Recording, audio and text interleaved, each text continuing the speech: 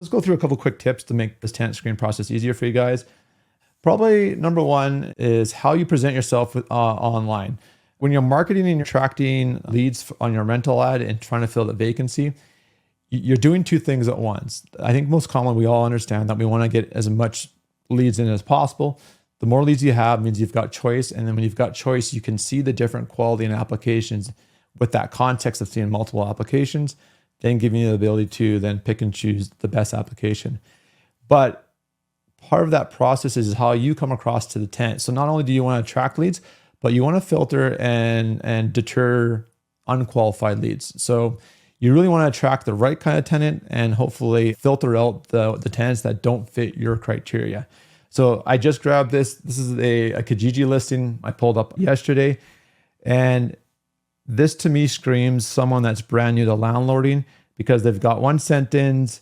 They've kind of talked a little bit about features, a little bit about where this rental is, but there's no process being displayed. There's no level of professionalism. And the photos with the ads are what you see down here. They're a screenshot with it's like a screenshot of a photo, almost like a photo of a photo.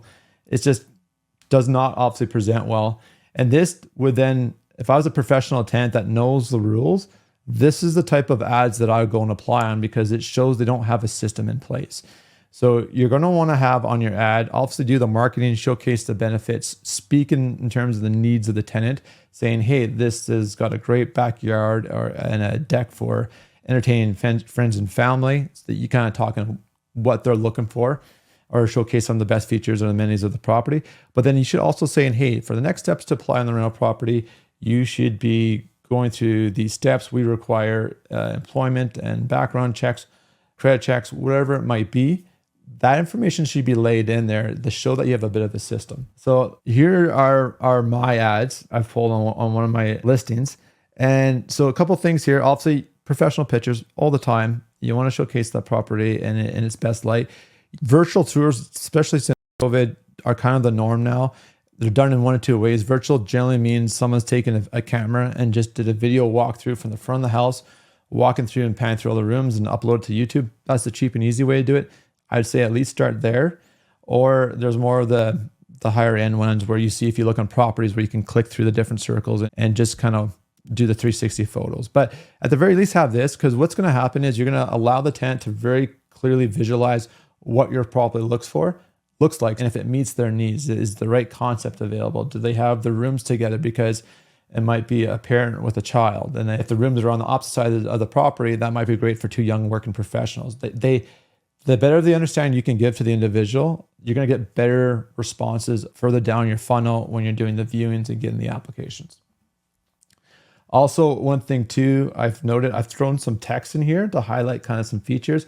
And I've also put a bit of a brand. And now this is just my own landlording account, but it shows that it's not just a name and a Gmail. You've got something on the image too. Plus, I've watermarked these photos, which also will prevent fraud and someone taking your rental ad and using it to hopefully prevent someone from taking your ad, creating a fake ad, and conning a prospective tenant into stealing their damage deposit. And then you're not dealing with the noise that comes from that and the unwanted attention.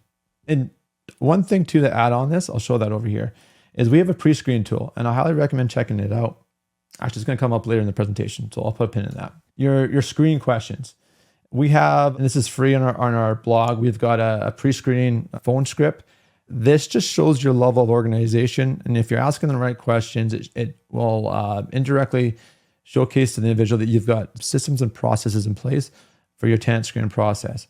But we've got a bunch of pre-screening questions you go through. And one of the pro tips here to avoid no-shows is how you confirm the appointment. So let's just say you've gone through your questions, they seem like a good fit, you've gone and confirmed a time. You go, thanks, John. We've got you booked in tomorrow at 7 p.m.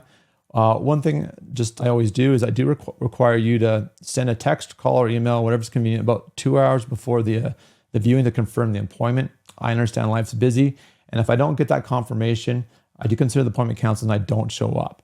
And usually two things happen. And most of the time the tenant just goes, yep, that makes sense, no problem. If they don't actually confirm that appointment, you don't drive out to location, you save your evening, spend it with your friends and family. It's a great way to manage your time. And if they go and confirm it, well, then no problem. You know, you've got your viewing as a go. You show up to the viewing and the tenants will be there because they've just confirmed it, and then you can go on and do it. So it helps you avoid the no-shows.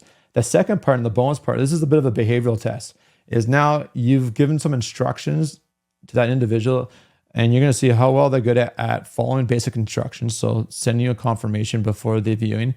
Can they organize their own calendar? And so you get a little bit of insight to the organizational skills and a bit of the behavior of this prospective tenant.